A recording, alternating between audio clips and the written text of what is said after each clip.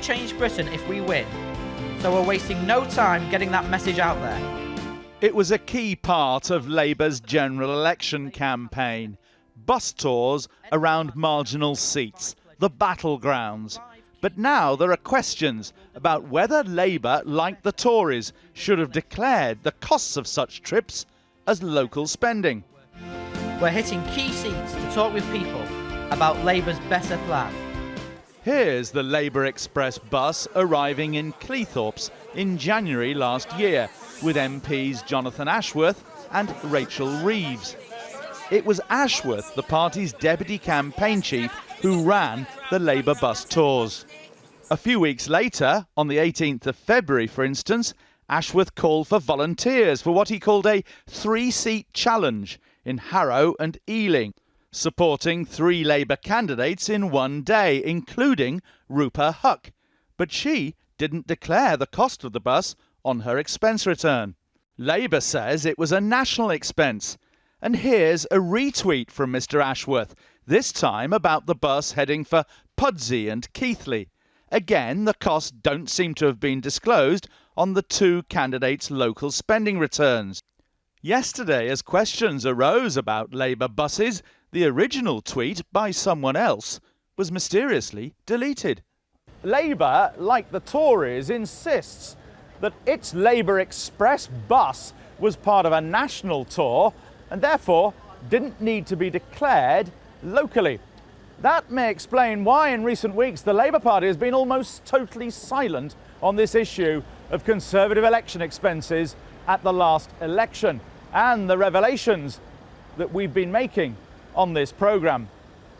But the ceasefire between the parties on this issue was broken last Friday by the Tory Business Minister Anna Soubry.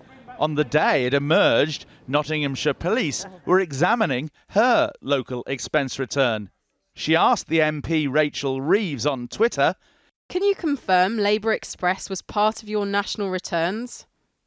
Rachel Reeves replied, "If you think Labour has done anything wrong, pop down to your local police station. In the meantime, get your own house in order."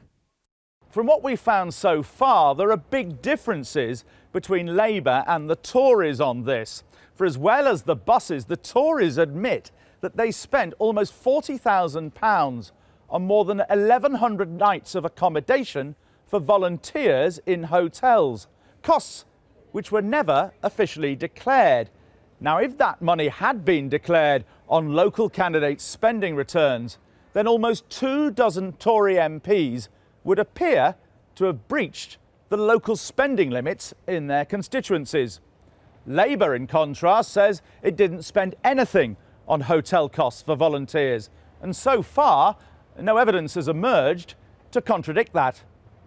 Under the rules, it does seem Labour should have declared their bus costs locally, but in none of the 19 seats we've looked at would they have breached the spending cap.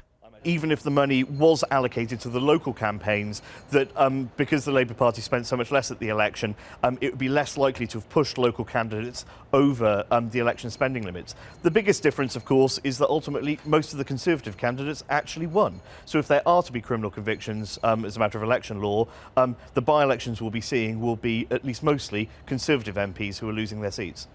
At least 11 police forces are now investigating Tory election expenses, though the party says it acted within the law. This affair at heart raises questions about the integrity of the level playing field, designed to make British elections fair